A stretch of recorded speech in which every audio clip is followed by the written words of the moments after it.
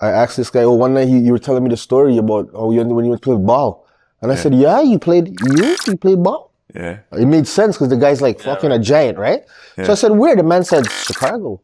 Southside. I said, Southside? That doesn't make sense. I'll give people the lowdown because basically my generation was the last generation of hoopers before the floodgates opened for Canadians. So basically that's right before the Tristan Thompson, Corey Joseph era, shout out to them. They opened the floodgates to the NBA for Canadians. But before that, right before that was my generation. But we always had talent in Canada. We just were never respected. So I had a few options playing Division I. I was ranked as high as the #1 power forward in Canada of my graduating class. So, but with that, there was no respect. So I only had like a couple options, if anything. And then pretty much my coach was like, yo, you got to reach... you got to go to Chicago State. And I'm like, all right, let's go to Chicago State. And it was a historical black college in Southside Chicago. Wait, I want everybody to stop. Black college. Yeah. I know that shit sounded unbelievable. When I said to the man, where? He said, all black college. I said, and they took you? Yeah. He said, yeah. I said, fuck. To be fair, this nigga's on one. They thought I was African and the coach hated white people, which is a whole show I'm making. But like, I love my teammates there. I love my experience there. I'm doing a whole like comedic show I'm developing about that experience. But it was funny because I'm like Serbian. So like my skin's white, but I'm not white culturally. So like I have more in common with black people than white people in North America. But then when I go up and people don't really understand those dynamics because in the States and Canada, it's all like, everything's black and white, left or right, black and white. It's like polarizing ideas. When you ever go downtown with this guy? You ever been downtown with him? Yeah. Holy shit, bro. The guy knows everybody. If you're black, you know him. This guy knows all the black people. You go downtown, I know, not everybody. I'm just saying. But he does, it's true. All shades. All shades, but I'm just saying, bro. You'll never believe it. Like, every other person stopping this guy on the road, like, hailing him out, shouting him out. In Canada, I went to Vaughan Road, which is predominantly Jamaican. A little bit of Albanian, but mainly Jamaican, like 90%. Caribbean. And that was a specific dynamic. And then I went to Chicago State, which is HBC, 10,000 students. 100 were not African American, and out of those 100 that were not African American, 80 were Latino. So man, we love this guy. So there's 20 white people in the school out of 10,000, and almost all the white people, ironically, were like athletes that were brought on scholarships. So like I showed up and I had this crazy experience and I loved it, and it was just such a wild ride. Unfortunately, I got into it like. I was a good kid. I was trying to go to the league. I was trying to go to the NBA. But then after 2 years, the coach is like, I can't have a white star at a black school. So like you could either sit on the bench or like go to another school and pack your bags. And I was like in tears. And when you tell a kid that when you're 19, bro. It's heavy. It's heavy. And it's like I did everything he said. But then the guy got fired like 2 years after that, and like now I heard he's like a car salesman or something. Yeah, good for you. Like, good for you, buddy. Karma. You're where you belong. He was a mean guy, and like the other coaches, assistant coaches like me, but he was the type of guy that if they said anything to stand up for me because they did love me, like he would fire them on the spot. He was like a tyrant. Motherfucker. Weirdo. He talked like when Dave Chappelle would play those characters, he'd get angry. Motherfucker, shut the fuck up, motherfucker. Like he would talk like that. And he's like, I remember when we lost to Northwestern.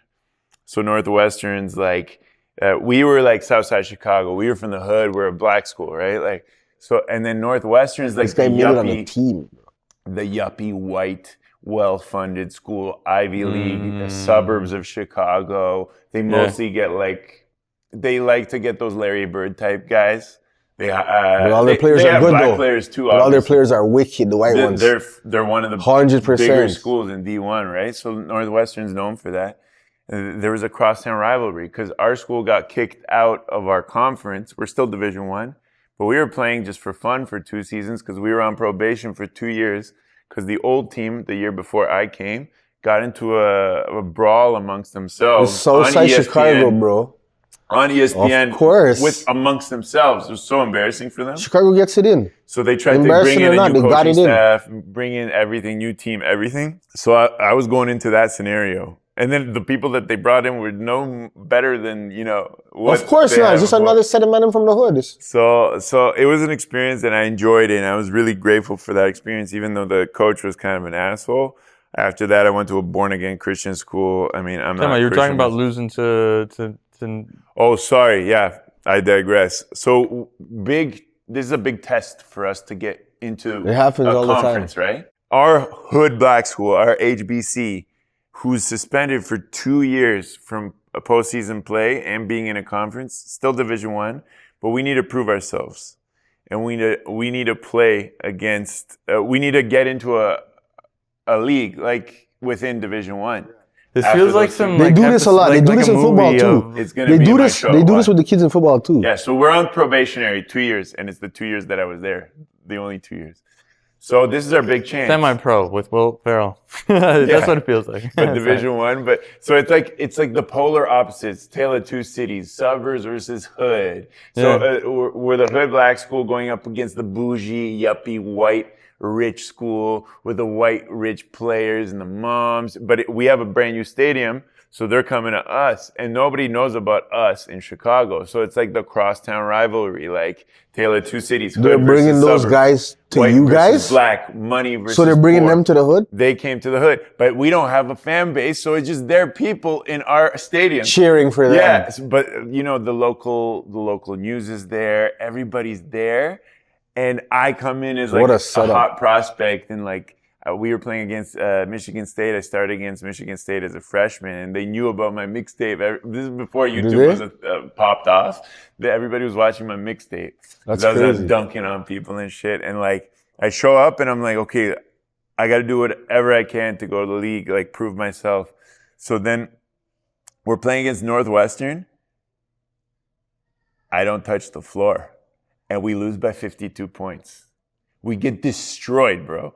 We get anally raped by these white boys. You on at all. These little Larry Bird running up, like the way they run is like they got carrots up their ass, but they're nice. And we get destroyed. And then it was like our coach was like, team meeting 3 a.m. Be there or you're fucking kicked off the team. And so I wish I could stand up and do the impression, because normally I do the impression, but basically, he's like a fat Dave Chappelle. Like he's skinny fat. He's got a normal body, and then he got a little bit of a pouch here, and he's got his tracksuit ready, and and then basically he's got his paper, and it's tucked into his tracksuit, and he's walking back and forth. He's like, walking back and forth in front of and it's just a rerun of us getting destroyed on the screen, and everyone's like this at 3 a.m. Like he woke us up, and he's like walking back and forth. And he's like, motherfuckers, y'all motherfuckers, let these motherfucking white boys run you up and down the floor, motherfucking white boys. Y'all know we genetically superior to these motherfuckers, right? No offense, Paul. Yeah. No offense, Neil. Yeah. No offense, Coach. But y'all know we genetically superior to these motherfuckers, right? And then there was only one other white guy on the team. It was a 7-foot Polish guy who they roomed me with. Where did they find this fucking guy from? And he whispers like, fucking like Hitler. and he's walking back and forth. He's like, and then he's like, Argh! And he snaps and throws a sofa chair, and we're all just like this. And we're just like quiet, because what else are we gonna do? No offense, Neem. No offense, Neem. No offense, Paul. No offense, Coach. You know we genetically superior to these motherfuckers, right? Yeah. And I'm just like quiet. Obviously, it's my first year. I'm not gonna say shit. Yo, that guy's lit, But after bro. the game, I'm trying to get my hot sandwich, because we get hot sandwiches after the game. And then the representatives of the league that were like trying to see whether we're good enough to play is like, you got a 6'9", 6'10" How come he wasn't on the, from Canada. How come that center wasn't on the fucking court? Why didn't he play at all? You guys were outside, and you guys 2 6'9", 6'10" European players. Why didn't they play? And he's like, he young and all that. And I'm like, tell him, like, get my hot sandwich. And I'm just like, yeah, tell him. And they're like making excuses and shit. I'm just like, shout outs to those league reps for seeing me. But I had a lot of problems at that school, but I learned so much about culture and like just people, the black struggle in America is like hectic, bro. It is. That the whole country is fucked. Like I have so much sympathy for Americans. You guys have gone through a lot in general, but I'm gonna do a show about it. I'm gonna do a show about the token Serb at a black school in the hood. It was like a circus. That place is messed up.